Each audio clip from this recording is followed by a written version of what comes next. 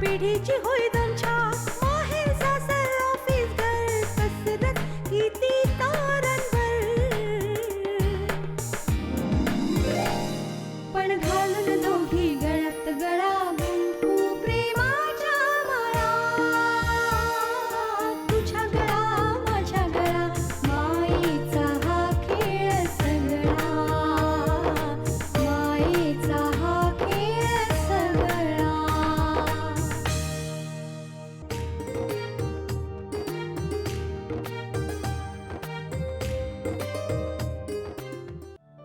नमस्कार, मी तेजा देवकर. आजवर तुम्ही आमची सासू सुनेची मालिका तुझ्या गळा माझ्या गळा बघत आलात.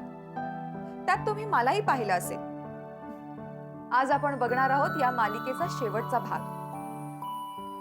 तुम्ही या मालिकेत पाहिलं असेल की जेव्हा सासू सून ही जोडी एकत्र येते तेव्हा घर अजून घट्ट करू शकते. कधी सासू सुनेला मदत करते तर कधी सून सासूची बाजू मांडून तिला न्याय मिळवून देते. अशाच काही गोष्टींच्या क्लिप्स मी तुम्हाला परत दाखवणार आहे. आम्हाला आशा आहे की ह्या क्लिप्स परत बघताना तुम्हाला असं वाटेल की ही सासू किंवा सून मी तर नव्हे. नसलात तरी या दोघांमधले प्रॉब्लेम्स आम्ही कसे सोडवतो ते तरी बघा. आता बघा ज्योतीची कहाणी. ज्योती जिनी आपल्या सासूच्या गुणांना वाव मिळवून दिला. काय काय चिवडा काय काहीतरी ताजं कर ना, उपमा किंवा पोहे वय. पोहे करते पटकन. कांदा आणि कोथिंबीर चिरलेलीच आहे. नको बाई, काही करू नको. तू ते करणार, तू आणणार, मग आम्ही खाणार. नको नको नको. तुझं सगळं काम इतकं हळूहळू वेंधळेपणाने चाललेलं असताना की मला वैताग येतो. अरे आपण किती डोकं फोडा, हिच्यावर काही परिणाम होत नाही. ते म्हणतात ना, गाढवा पुढे वाचली गीता आणि कालचा गोंधळ बरा होता. मला मुलीची खूप हौस होती. मी माझ्या सुनेला अगदी मुलीसारखं वागवीन. आधी जरा नीटनेटकं राहायला शिका, स्वतःला आवरा. मला इथली माणसं, त्यांचा स्वभाव, त्यांच्या आवडीनिवडी जाणून घ्यायच्या होत्या. आई, तुम्हाला चित्र काढायला आवडतं? हो. आपल्या घरात तुमचं एकही पेंटिंग नाही आहे. पेंटिंग करणं म्हणजे फुकट वेळ घालवणं असं यांचं मत आहे. ज्योती, मी कविता सुद्धा करायचे. हो. अरे कमाल आहे तुझी. एवढी साधी गोष्ट तुला कळत नाही? सॉस लागणार झाकण आधीच काढून ठेवायचं ना. अरे मी आधी डोसे केले होते. यांनी आयत्या वेळेस सँडविचेस करायला सांगितलं. ज्या घरात आपल्या पत्नीचा, आईचा, नव्हे एका स्त्रीचा अपमान होतोय, तोही वारंवार, त्या घराला घर कसं म्हणायचं? या असल्या सांकाम्या माणसांची जगात किंमत शून्य असते. ती तिची आहे कलाची, झिरो. नाही बाबा, त्यांचे गुण दाबले गेलेत, दडपले गेलेत. त्यामुळे त्या हताश होत गेल्या. अरे कुठून ही बॅग माझ्या गळ्यात पडली देवाला माहिती आहे. ऐक, ही काय अवस्था करून घेतली तुम्ही स्वतःची? का सहन करताय सगळं तुम्ही? अगं मी इतकी बुद्धिवान नाही, पण मी इतकी बिंडोक आहे का? नाही आई, लग्न झाल्यापासून तुम्ही त्यांना कधी प्रवासाला नेलं तिघांनी मिळून? कधी एका सिनेमाला, नाटकाला, पिकनिकला गेलात? बरं मग आम्ही काय करावं असं तुझं म्हणणं आहे? नुसतं आरोप कशाला करतेस? काय करायचं आहे ते मी करणारच आहे. सफाई, धुणे भांडी आणि स्वयंपाक यासाठी मी एक नोकर ठेवणार आहे. मी स्वतःच तिच्यासाठी गाडी घेणार आहे. अरे महेश, तुझं तिकीट कॅन्सल करून मी ते आईंच्या नावावर बुक केलंय. हो, आणि त्यांची बॅगही मीच भरली आहे. हे काय आई, चला बाय. आमची पुढची गोष्ट अशा एका सासूची जी आपल्या दारुड्या नवऱ्याला आपल्या सुनेच्या संरक्षणासाठी हार मान. गौरीच्या रूपानं मुलगीच घरात आली. नाहीतरी मला मुलीची हौस होती, ती गौरीने पूर्ण केली. अहो, इतकी गुणी मुलगी आहे म्हणून सांगू तुम्हाला, तिची शाळेतली शिक्षिकेची नोकरी सांभाळून घरातलं सगळं काही करते होती. फक्त एवढंच वाटतं की या सुखा समाधानाच्या संसारात गजाची उणीव तेवढी. नाव घेऊ नका त्यांचं. त्यांच्यामुळे जगणं म्हणजे मरण यातना झालं होतं. मित्रापेक्षा, बायको मुलांपेक्षा ह्यांना दारू जवळची. जेलमधून सुटल्यानंतर ते घरी आलेच नाहीत. कुठे गेले, काय करतायत, काही माहित नाही. अच्छा, ऑफिसचीच कार आहे का? बरं, ड्रायव्हरला हळू चालवायला सांग. असं वाटतं आत्ता हसत हसत दारातून येईल आणि म्हणेल, गौऱ्या, आज तुझ्याकरता सरप्राईज आहे. तुम्ही प्लीज तुझ्या घरात मला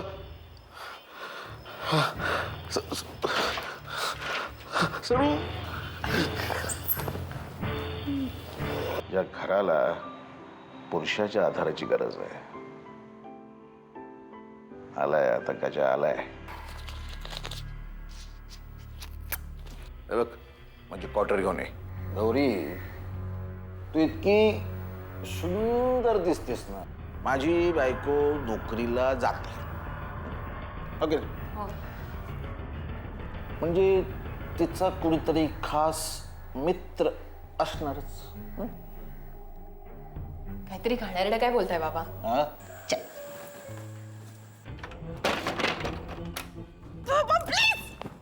मी आधीच सांगते, माझ्या जवळ येऊ नका. मी आधीच सांगते. कसे झालं तर योग्यच झालं. या पापी माणसाला या आधीच ही शिक्षा मिळायला हवी होती.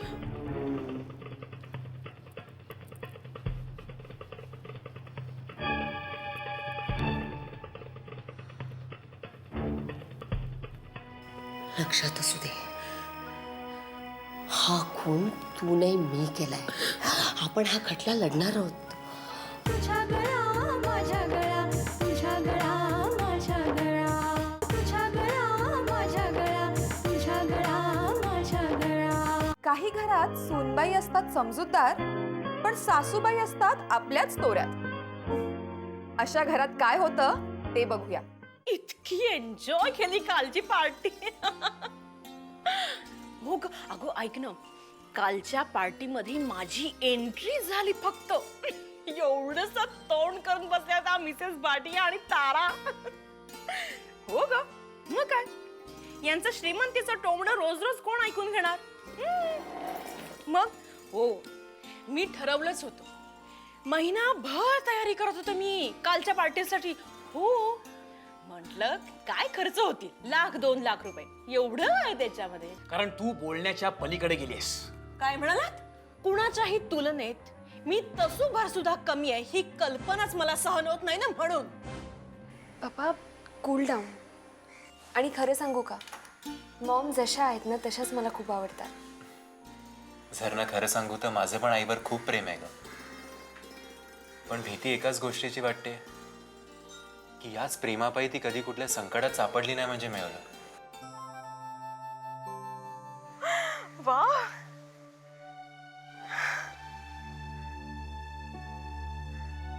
बघ ना, माझा टोटल मूड ऑफ झालाय. झरना, तुला माहितीये, फक्त नेकलेस साठी म्हणून मला काही हे एवढे पैसे देणार नाहीत. त्या फंक्शन साठी तो नेकलेस घालायची माझी खूप इच्छा आहे. पण अगं, आपल्याकडे कुठे आहेत एवढे पैसे? ओके, माझ्याकडे एक आयडिया आहे. म्हणजे इतर बायका जसं करतात ना तेच आपणही करायचं. म्हणजे आपण तो नेकलेस भाड्याने घ्यायचा. जे ओळखीचे ज्वेलर्स असतात ना ते देतात. आजचा दिवस अगदी छान लक्षात राहील माझ्या. झरना, थँक्स वन्स अगेन. एक दिवसाचं भाडे काय असेल म्हणून? मम्मा, अजिबात नाही.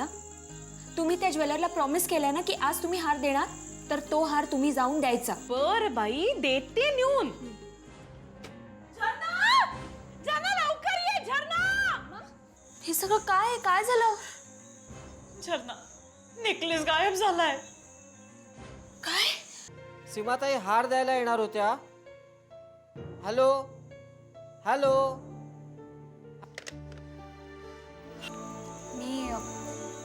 मी माझे दागिने गहाण टाकून त्यांचे पैसे त्यांना परत केले. अशा वेळेला आपल्या माणसांसाठी जे करावं ना तेच केले मी. आई, तुला धडा शिकवण्यासाठी मीच तो नेकलेस कपाटातून काढलेला. मी टूरवरनं परत येत असताना त्या ज्वेलरकडे गेलो. तेव्हा मला कळलं की झरनाने स्वतःचे दागिने गहाण टाकलेत आणि पैसे देऊन गेली. मग मी काय केलं माहितीये? आधी नेकलेस परत दिला आणि सगळे दागिने परत घेतले आणि सांग ना, सांग. आणि तो डायमंड नेकलेसही विकत घेतला. तुझ्यासाठी.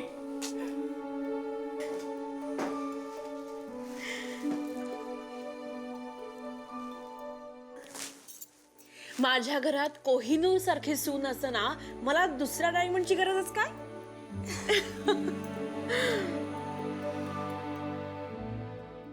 शिक्षण खूप महत्वाचं. शिक्षणामुळेच आपली प्रगती होते. आणि म्हणतात ना, घरातली बाई शिकली की संपूर्ण घर शिक्षित होतं. ह्याच आधारावर एक गोष्ट बघूया. अगं आपल्याकडे असं वळणच आहे की पुरुषांना ताजं आणि गरम अन्न हवं आणि तेही घरचंच. लहान मुलांसारखी पुरुषांची बडदास्त ठेवायला लागते. नाही आई, हे वळण फक्त आपल्याच घरी आहे. अहो हल्ली बऱ्याच घरी बायका जॉब करतात. खरंय, वेळेवारी लग्न करावं आणि सुखा समाधानानं संसार करावा, बस या 2 वाक्यात स्त्रीच्या जन्माची कहाणी संपत असेल. आई पण हे तुमच्या वेळेला होतं असं नाहीये. त्याआधी सुद्धा बायका नोकरी करायच्या ना, समाजकार्य करायच्या. पण काय आहे ना आई, प्रत्येक घरात राहणाऱ्या माणसाच्या संस्काराचा आणि समजूतदारपणाचा भाग असतो. मला हे शिकायची खूप हौस होती. पण बाबा म्हणाले की आता माझा काही नेम नाही म्हणून. तुझंही ग्रॅज्युएशनचं 1च वर्ष राहायला माहित होतं आम्हाला. मी अण्णा आणि रवीला म्हटलं देखील की आपण आता साखरपुडा करू आणि 1 वर्षाने जेव्हा तिचं शिक्षण संपेल तेव्हा लग्नाचा मुहूर्त धरूया. बाबांना नाही विरोध करू शकले मी. मेधा, हे महत्वाचं काम आहे. स्वयंपाक घरातल्या नाही तर मॉलमधल्या सेलच्या गोष्टी नाही आहेत या. तुला सांगितलं ना, तुला यातलं काही कळणार नाही म्हणून. तुझ्यासारख्या नॉन ग्रॅज्युएट बाईला काय कळणार आहे हे बघ, तू आहे ना उगीच नको त्या कामात डोकं खुपसू नको माझे. मला जरा काम करू देत. मला हे सगळं कळतंय, पण मलाही हे शिकून घ्यायचंय. मेधाला म्हणे शिकायचंय. बाबा, मला एक कळत नाहीये, या अडाणी बाईच्या डोक्यात हा शिक्षणाचा किडा वळवळतोय कसा? आपण दोघी जणी घरच्या परिस्थितीमुळे आणि सासरच्या बंधनामुळे शिकू शकलो नाही. पण तू काळजी करू नकोस. जे मी करू शकली नाही ते तू करशील. अरे मी आत्ताच तिला हाक मारली, आंघोळीला गेलीये. कपडे धुवायचे तर वेळ लागेल म्हणाली. आता यावेळी दुपारी आंघोळ आणि कपडे धुणं चाललंय. ऍडमिशन झाली का? आई हो, सगळी कामं काहीही अडचण न येता पार पडली. फक्त जोमानं अभ्यास कर, बस. काही काळजी करू नकोस. Order cancel. पण तुम्ही आमच्याशी असं कसं वागू शकताय? हे बघा, आम्ही डबकायला बसले. रवी, जवळजवळ गेले वर्षभर मी फायनल इयरची तयारी करते आणि त्यासाठी कॉलेजमध्ये लेक्चर्सही अटेंड करते. त्यांनी मला सांगितलं की ज्युनियर कॉलेजसाठी काही लेक्चर्स घेण्याची मला संधी मिळेल. मेधा, तुझ्या या बातमीमुळे मला अडचणीच्या वेळी एक आशेचा किरण दिसतोय. म्हणजे? मी सांगतो. आम्ही आपलं त्यांच्यावर विश्वास ठेवून आपलं कर्ज काढलं, घर घाण टाकलं आणि सगळा माल बनवला. आणि तो माणूस आता सांगतोय की हा माल मी घेणार नाहीये. बर्बाद करून टाकला त्यांनी आम्हाला सगळ्यांना. आजच्या संकटातून केवळ मेधामुळे निभावलोय आपण. माझ्यामुळे नाही, मला कॉलेजमध्ये लेक्चर्स अटेंड करायला त्यांनी प्रोत्साहन दिलं. आणि एवढंच काय तर मला फी भरण्यासाठी सुद्धा पैसे त्यांनीच दिले. नणंद म्हटलं की कधी मैत्रीण तर कधी अगदी दुसरी सासूच. अशाच एका नणंद भावजेची एक गोष्ट बघूया. एक शब्दही बोलू नकोस. या घरात सून म्हणून आलीस म्हणजे या घरात तुझं राज्य चालेल. या घरातली सगळी माणसं कळसूत्री बावलीप्रमाणे तुझ्या तालावर नाचतील या भ्रमात तर अजिबात राहू नकोस. आणि माझी नंदा म्हणजे वाटली कोण ग तुला?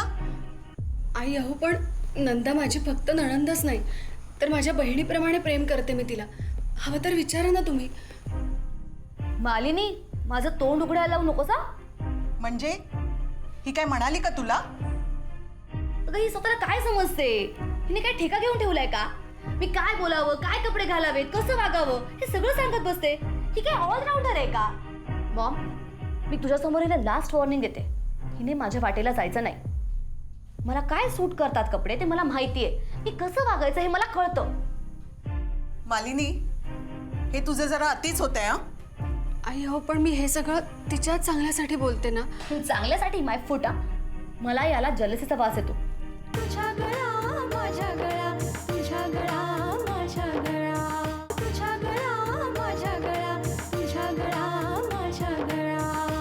आबा हो, घाईत होती ना ती. तिच्या मित्रमैत्रिणींना भेटायचंय तिला.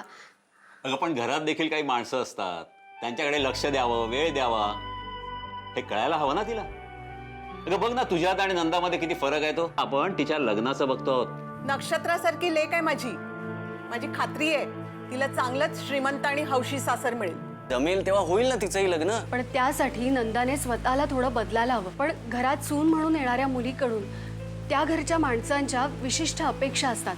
स्पष्ट सांगू, एवढ्या मोठ्या एकत्र कुटुंबात माझ्या नंदाला संसार करणं अवघड जाईल. तशी नंदावर फारशी काहीच जबाबदारी पडणार नाही. नाही, जमणार नाही. आणि योग असेल तर शुभ कार्य पार पडून जाईल. मी अजिबात येणार नाही. आणि मी काय मॉलमधली वस्तू आहे का की कोणीही मला बघायला यावं? मी त्या मुलाला भेटणार नाही.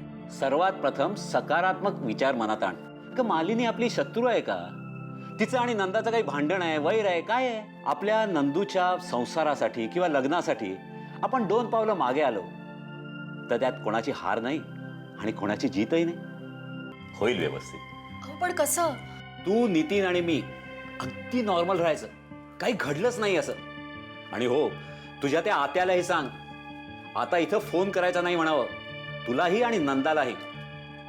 थोडक्यात हे स्थळ हातातून गेलं तरी काही बिघडणार नाही असं वागायचं. हे स्थळ हातचं जाऊ द्यायचं नाहीये मला.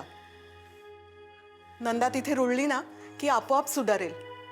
चांगलं वळण लागेल तिला. नंदाचा मोबाईलही बंद आहे. ती कुठे गेली काहीच माहित नाहीये. आत्याने आणलेल्या स्थळाला मी होकार दिलाय.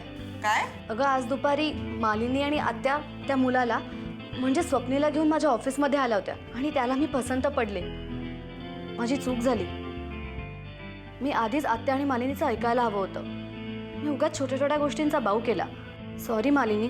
अगं, पण तुला तो मुलगा आवडणार याची खात्री होती मला. अगं, त्या दोघांची लग्न हा सुद्धा एक सुरेख योगायोग होता. म्हणजे कसं बघ, एकाच वेळी सगळं जुळून आलं. अनिकेतला अपर्णा रीतसर सांगून आली, त्याने एकमेकांना पसंत केलं. आपल्यालाही अपर्णा आवडली. नम्र, कामसू, आपल्या घरात सामावेल अशी मुलगी आहे ती. अपर्णाशी आपली भेट झाली त्या दिवशीच रात्री आकाश रश्मीला घेऊन घरी आला. दोघेही कॉर्पोरेट सेक्टरमध्ये काम करणारे. रश्मी श्रीमंत, तडफदार, बुद्धिमान आहे. रश्मी थोडी लाडावलेली आहे. कॉर्पोरेट सेक्टरमध्ये काम करत असल्यामुळे आक्रमक स्वभावाची आहे. आणि अपर्णा अगदी वेगळी, घरादारात रमणारी. बाबा, तुमच्यासाठी हे गिफ्ट. आत्ताच सांगणार नाही, तुम्ही उघडून बघायचं. सरप्राईज आहे. आणि आई, यात ना पोवळ्यांच्या माळा आहेत. आपण सगळ्यांसाठी सोन्यात गुंफून घेऊया. हो, हे आकाश आणि अनिकेतसाठी. अपर्णा, ह्यात ना राईस पर्ल सेट आहेत. तुला आवडेल ना? अगं हो, पुरे पुरे. केवढे गिफ्ट्स आणलेत, बघायला दिवस पुरणार नाहीत. आई, मी ना तुमच्यासाठी एक छोटीशी पर्स आणली आहे. आणि बाबा, तुमच्यासाठी मधाची बाटली. अपर्णा, मध पीत का आणतेस? हल्ली मॉलमध्ये ना उत्तम कंपन्यांची शुद्ध मध मिळतात. आणायचंच तर एखादी लेदरची पर्स वगैरे आणायची. अपर्णा, तू पण ना प्रेझेंट कशी द्यायची ना शिकलं पाहिजे तू. माझी आजी काय म्हणायची माहितीये रश्मी? माणसाने ना खाऊन माजावं, टाकून माजू नये. अगं, कितीतरी लोकांना दिवसच्या दिवस अन्न मिळत नाही माहितीये. हो ना, मग अशा भुकेल्यांना जमवावं आणि त्यांना द्यावं हे शिळन्न. आपण आपल्या पोटात का कोंबावं? आणि तेही उरलंय म्हणून. आपल्या तब्येतीची काळजी आपणच घेतली पाहिजे आणि त्यासाठी ताजं पौष्टिक अन्न पोटात गेलं पाहिजे. पण जॉब सोडल्यानंतर घर काम आणि स्वयंपाक नको करत बसू. लगेच आपल्या कंपनीत जॉईन हो. नक्की. हे वागणं जर असं चालू राहिलं ना तर वाढता वाढता राईचा पर्वत व्हायला वेळ लागणार नाही. तीच तर काळजी वाटते मला. पण अनिकेत, तिला ह्या महागड्या गिफ्ट आवडत नाही, त्यामुळे ते एक्सेप्ट पण नाही करत. कोण म्हणतं? हा, अगं, मी या हिऱ्यांच्या कुड्यांसोबत जर अंगठी आणली असती ना तर तिने ती सुद्धा आनंदाने घेतली असती. खरंच? मग ही काय मी आणलेली? थँक्यू. थँक्यू. एकमेकांशी स्पर्धा करण्यापेक्षा एकमेकांना सांभाळून घेऊन मैत्री केली तरच आपल्याला आपलं जुनं हसतं खेळतं घर परत मिळेल. खरंय तुझं. मी आणि यांनी तुम्हाला दोघांना एक एक फ्लॅट द्यायचं ठरवलंय. शिवाय आपल्या कंपनीची पण विभागणी करायचं ठरवलंय. एकत्रित 5 बोटांची मूठ ही केव्हाही सुट्या एक एक बोटापेक्षा जास्त परिणामकारक आहे, जास्त ताकदवान आहे. तसंच घरात काय किंवा धंद्यात काय, दुसऱ्या माणसाच्या मदतीपेक्षा स्वतःच्या माणसाचं आपुलकीचं सहकार्य महत्वाचं आहे. अपर्णा तशी वाईट नाहीये. त्या दिवशी काळे आजी पडल्या तेव्हा सगळा स्वयंपाक स्वतः केला. किती पटकन आणि ठाम निर्णय घेते ती.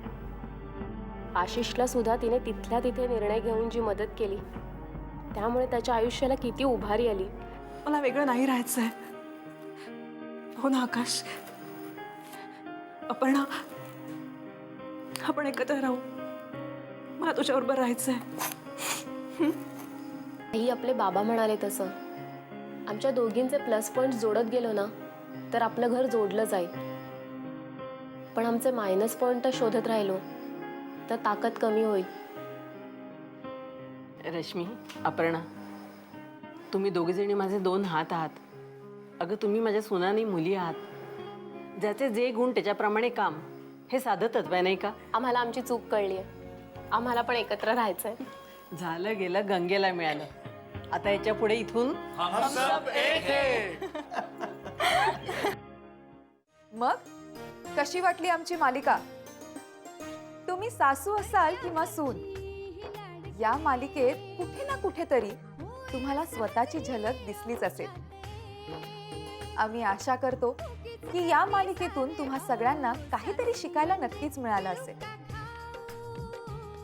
आता आम्ही तुमचा निरोप घेतो. नमस्कार.